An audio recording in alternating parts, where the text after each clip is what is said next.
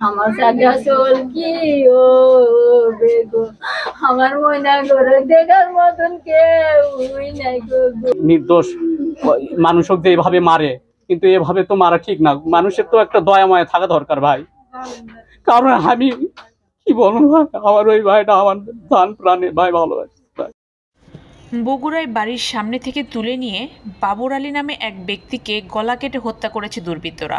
সোমবার 12ই আগস্ট দিবাগত রাতে শহরের ফুলবাড়ি বারুণী মেলার ব্রিজের উপরে এ ঘটনা ঘটে। মঙ্গলবার 13ই আগস্ট সকাল 7:30টার দিকে তার মরদেহ উদ্ধার করেছে পুলিশ। নারুরি ফাঁড়ির উপপরিদর্শক সাজ্জাদ হোসেন বিষয়টি নিশ্চিত করেছেন।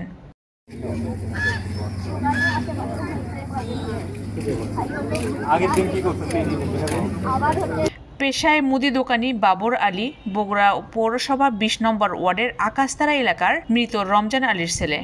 মরদেহ বগুড়ার শহীদ জিয়াউর রহমান মেডিকেল কলেজ হাসপাতাল মর্গে রাখা হয়েছে। ভাবি বলছে যে আমার গেটের ধারে তিনি কলার ধরে নিয়ে গেল, আর আমাকে বললো যে তুমি ছিটকি লাগিয়ে দাও, বাসার মধ্যে থাকো। ওই ভাইক ধরে নিয়েছে, পানির মধ্যে চুবড়েছে, ওটি মারছে। তা কছে দীপু তুমি মারছো কে, আমার কথাটা শোনো।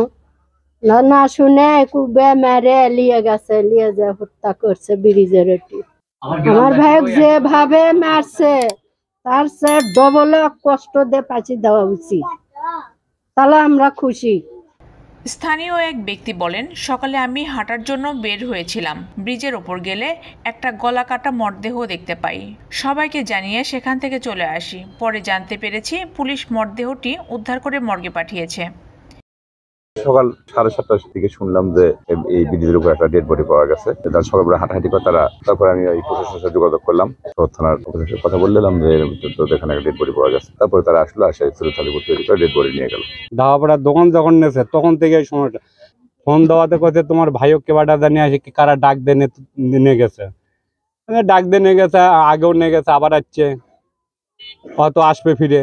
এখন সকালে ফোন পালাম যে এরকম বাণীমেলার ব্রিজের উপরে জবাই করছে।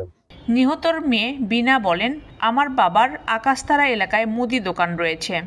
রাতে দোকান থেকে বাড়িতে ফেরার পথে বাড়ির সামনে থেকে তাকে 10 থেকে 15 জন তুলে নিয়ে যায়।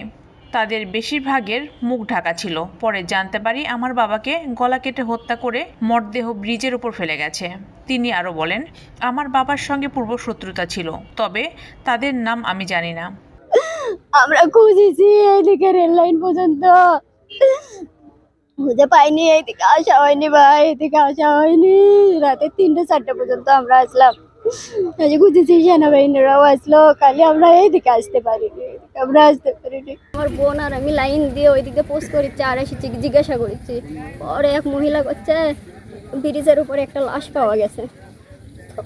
আর আমার রাস্তা নেই, সবাই করছে দাঁড়িয়ে তখন মনে করছে আমার বাবার বেঁচে নেই, মারে মাল দিয়ে দম, ওরা যা করলো তাই করছে, যা বলছে।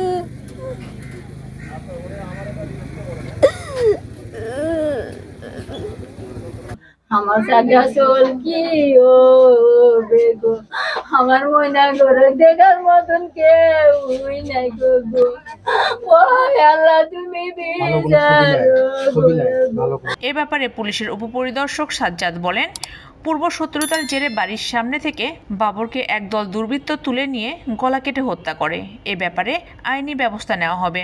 বাইরে বসে থেকে গুল মারতেছে, তখনই দুর্বৃত্তরা 4-5 জন আসে। ওই আমার ভাই বলে জিজ্ঞাসা করছে, দীপু তুমি কেন এখানে? আমার ভাই জিজ্ঞাসা করছে তোমরা চলে যাও। তখনই লাঠিতে বাড়ি মারছে।